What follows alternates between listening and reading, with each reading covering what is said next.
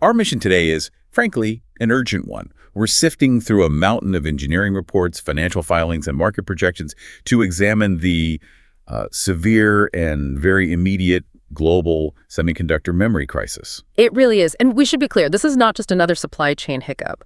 What we're deep diving into today is, well, it's a monumental market shift driven entirely by AI. A shift where demand hasn't just strained supply, it's completely blown past the global capacity limit. Exactly. And the most staggering fact, the one we really have to start with, is that research firms are now projecting that the entire global RAM capacity for the year 2026, it's already sold out. Cold out. That's incredible. We're barely into 2024, and the memory for 2 years from now is already gone. Yeah. Spoken for. And the driver is the almost, unbelievable memory appetite of the new AI chips from Nvidia, AMD, Google, all the big players. Right. We're going to unpack the mechanics of that, but first, let's look at what this scarcity means for your wallet, because the financial numbers are just staggering. The shock to the market was immediate. We're looking at data from TrendForce, the research firm out of Taipei. They're projecting a price increase that analysts are explicitly calling unprecedented. Okay, so what does unprecedented actually look like? For DRAM, that's the standard RAM in almost every computer, they're forecasting a price jump of 50 to 55%. 55%. In a single quarter, compared to the end of last year. When a core commodity like that jumps by half... components price rises that fast, the few companies that control the supply see massive gains. Oh, absolutely. We're talking about a virtual monopoly held by just 3 companies, Micron, SK Hynix, and Samsung Electronics. They are the primary beneficiaries of this tsunami of demand. And the evidence is in their earnings reports, right? But it's overwhelming. Just look at Micron. Their stock shot up 247% over the last year. And they reported that their net profits nearly tripled in the most recent quarter. Samsung is expecting a very similar story. Their operating profit is also on track to nearly triple. And SK Hynix. Their stock has soared in Korea. They're even, considering a major U.S. listing to capitalize on the growth. But the real headline from them came back in October. This is the one that really gets me. They announced that their entire RAM capacity for the full year 2026 was already sold out. That isn't a forecast, that's just a fact. The demand has literally eaten the future. And these abstract numbers, stock prices and quarterly profits, they become very real very fast. There was a great anecdote about this. From Dean Beeler at Juice Labs. Right. He posted about his experience trying to equip a high-end PC. Just a normal, albeit powerful computer. He wanted to max out the motherboard with 256 gigs of RAM. A few months ago, he said that would have cost him around $300. Annoying, but manageable for a high-end build. And now that same amount of memory is spiking to about $3,000. A tenfold increase in months. I mean, if you've ever built a computer, memory was always a predictable cost. To see it jump like that, it just changes the entire economic equation for hardware. It does. And to understand the source of that shock, we have to go deeper than the price tag. We need to talk about the specific technology driving all this. High bandwidth memory, HBM. HBM. This is the engine of the crisis. It is, because it's the only type of memory that's fast enough to keep up with modern AI chips. It's highly specialized, it's incredibly fast, and it's not like the RAM sticks you slot into your PC. It's integrated right onto the chip package. And the manufacturing is, it's a whole different ballgame, right? You mentioned it's multi-layered. Exactly. You're not just making a flat piece of silicon anymore.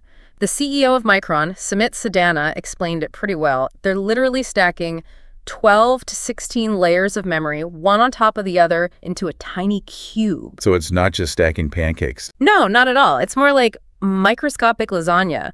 You have to punch these tiny holes, called TSVs, through all 16 layers and fill them with metal to connect everything perfectly. At a nanometer scale, the precision must be insane. It is. And that complexity drives up the cost, the time, and most critically, the defect rate. If there's a single flaw on any one of those 16 layers, the whole cube is garbage. Which means your yield, the number of good chips you get from each wafer, is way lower than for normal RAM. Dramatically lower. And that brings us to the absolute core of the supply problem, the ratio that defines this whole crisis. You're talking about the 3-to-1 relationship. Precisely. Sadana laid out the simple, brutal math. When Micron makes 1 bit of this complex low-yield HBM, they have to give up the production of 3 bits of traditional high-yield memory. Wait, say that again. For every 1 bit of AI memory they make. They lose the ability to make 3 bits of regular memory for your laptop, your phone, for standard servers, anything else. So the AI industry isn't just taking its own slice of the pie. It's taking one slice and forcing the factory to throw 2 more slices away. That's a great way to put it. It's eating the conventional RAM market 3 times over just by existing. And the scale of consumption is astounding. You mentioned Nvidia's new Rubin GPU. Right. It's a monster. One of those chips has up to 288 gigabytes of HBM, and they're sold in server racks with 72 of those GPUs packed together. So you're talking about memory capacity that makes even a high-end gaming PC look like a toy. Or a smartphone with 8 or 12 gigs of RAM. It's like a digital antique by comparison. The demand is measured in terabytes per rack. And the manufacturers, they're not stupid. They're following the money. Of course. TrendForce noted that these memory makers prefer HBM and server clients. The growth is higher, and the big cloud providers who buy this stuff are way less sensitive to price. They have to have it no matter the cost. Which leads to some pretty tough strategic decisions. It does. Micron announced back in December they were actually going to stop some of their business with consumer PC assemblers, just cut them off, to save that precious supply for AI chips and servers. That's the clearest signal possible. They're saying the consumer market is now a low-priority distraction compared to the profits in AI. And that sends tremors all the way down the food chain. Right, which brings us to the fallout for consumers and corporations.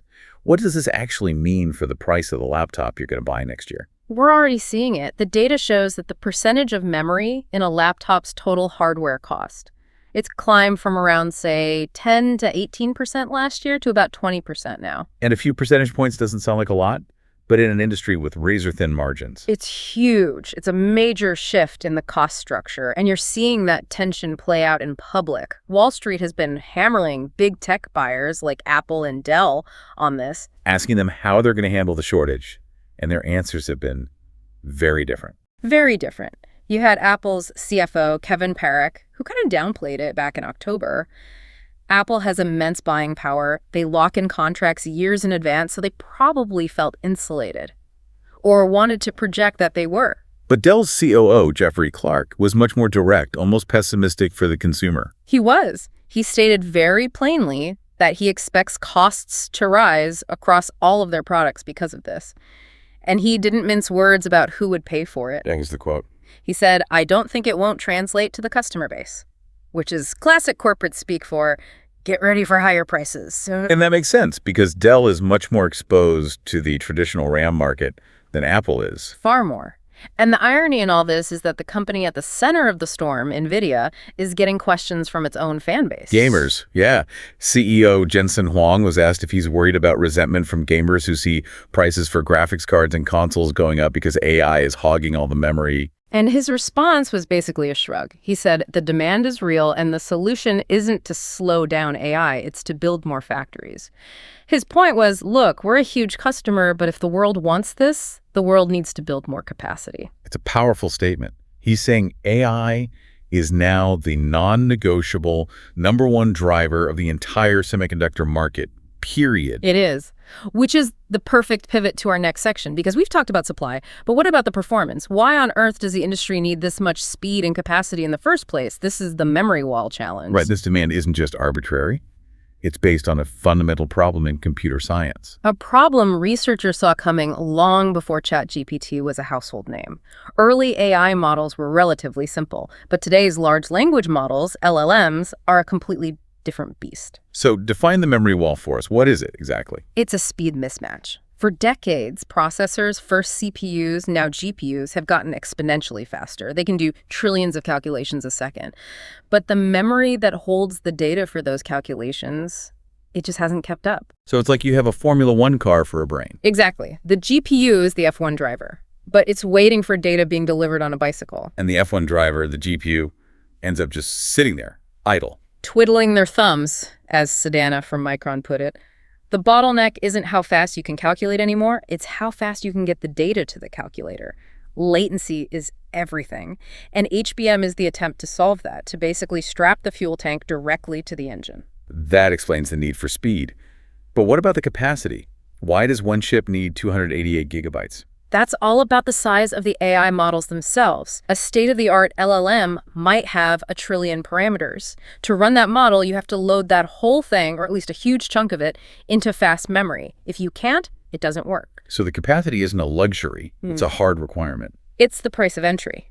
And for you, the user, the payoff for all this is what's called the context window. Which is the AI's working memory. Right. It's what allows a chatbot to remember your conversation from yesterday or know your preferences from last week. A bigger, faster context window is the key to unlocking the next generation of truly personalized, persistent AI. It's what makes it feel smart. But all that potential, all that promise, runs headlong into the brutal reality of the timeline. It really does. This demand is happening right now, today.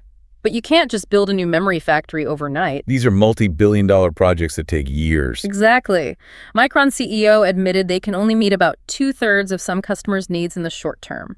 The massive new factories they're building in Idaho and New York, they won't be online until 2027, maybe 2030.